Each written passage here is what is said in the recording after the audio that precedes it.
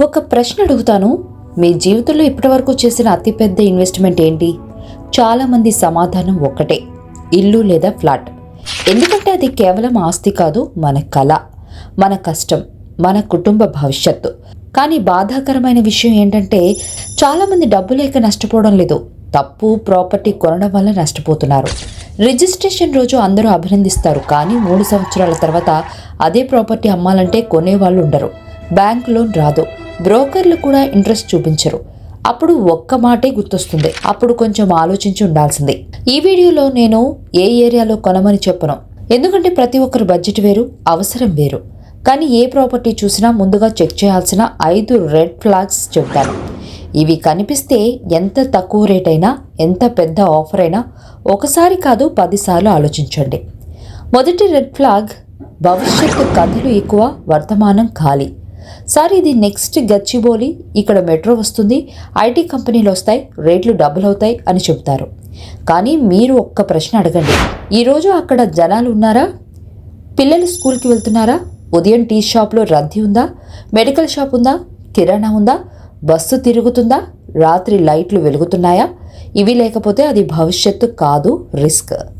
రెండో red flag, market కంటే చాలా తక్కువ ధర.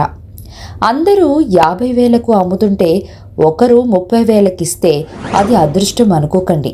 ముందుగా ఎందుకు తక్కువకి ఇస్తున్నారో తెలుసుకోండి. డాక్యుమెంట్లు క్లియర్గా ఉన్నాయా? బ్యాంక్ లోన్ వస్తుందా? లేఅవుట్ అప్రూవల్ ఉందా? ఒక విషయం గుర్తుంచుకోండి, బ్యాంకు కూడా నమ్మని ప్రాపర్టీని మనం ఎందుకు నమ్మాలి? మూడో రెడ్ ఫ్లాగ్, ప్రాజెక్టు అందంగా ఉంటుంది కానీ జీవితం ఉండదు.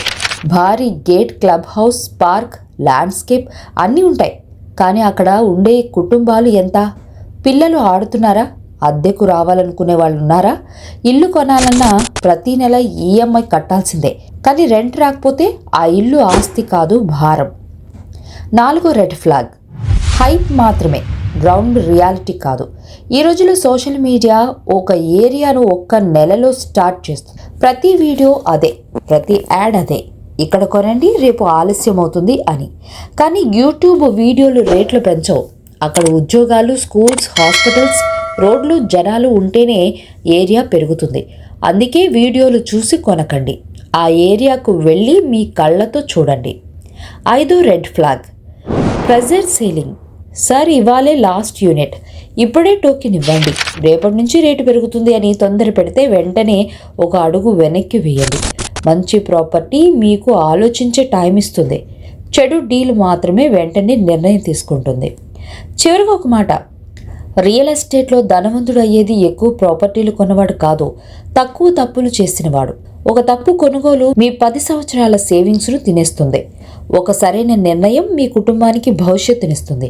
అందుకే ప్రాపర్టీ కొనే ముందు ఒకటే ఆలోచించండి, నేను కళ కొనుగోలు చేస్తున్నానా లేక సమస్య కొనుగోలు చేస్తున్నానా? ఈ ఒక్క ప్రశ్నకు నిజాయితీగా సమాధానం చెప్పగలిగితే మీరు జీవితంలో పెద్ద తప్పు చేయరు. ఈ వీడియో ఉపయోగపడింది అనిపిస్తే మీ ఫ్రెండ్స్, ఫ్యామిలీతో తప్పకుండా షేర్ చేయండి. ఇలాంటి రియల్ ఎస్టేట్ గ్రౌండ్ రిపోర్ట్స్ కోసం మా ఛానల్ను సబ్స్క్రైబ్ చేయండి. మళ్ళీ మరో ఇంట్రెస్టింగ్ వీడియోలో కలుద్దాం.